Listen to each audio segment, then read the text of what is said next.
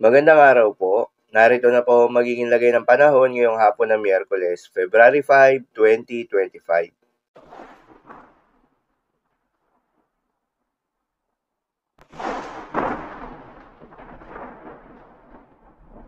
Sa kasalukuyan na tayo sa pag-asa, Northeast monsoon o hanging amihan ang patuloy na nakakaapekto sa buong bahagi ng Luzon.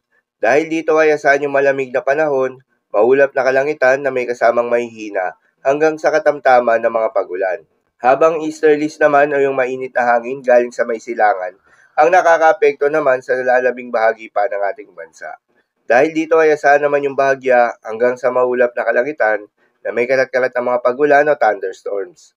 Magandang balita naman dahil ayon sa pag-asa ay wala pa rin tayong binabantayan na low pressure area o bagyo sa loob o malapit sa Philippine Area of Responsibility na maaaring makaapekto sa ating bansa. Subalit, mayroong mga cloud cluster o kumpol ng kaulapan ang minomonitor ngayon ng pag-asa sa may silangan ng Mindanao. Mababa naman yung tsansa nito na maging isang bagyo, ngunit hindi inaalis ang posibilidad na mag-develop ito bilang isang low pressure area.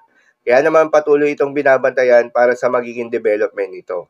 Base naman sa datos ng Joint Typhoon Warning Center, ang nasabing cloud cluster o kumpol ng kaulapan ay isa ng ganap na low pressure area na pinangalanan na Invest 92W. Mababa rin naman yung tsansa nito na maging isang ganap na bagyo.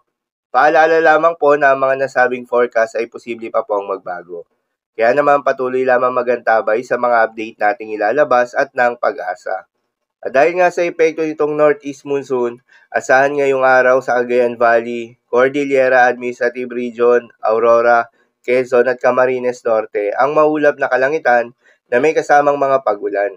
Posible ang mga pagbaha o pagguho ng lupa dahil sa katamtaman hanggang sa kung minsan ay malakas na pagulan. Habang sa Caraga, Eastern Samar, Southern Leyte at Davao Oriental ay asahan naman yung maulap na kalangitan na may kalat-kalat na mga pagulan at thunderstorms na dulot ng easterlies.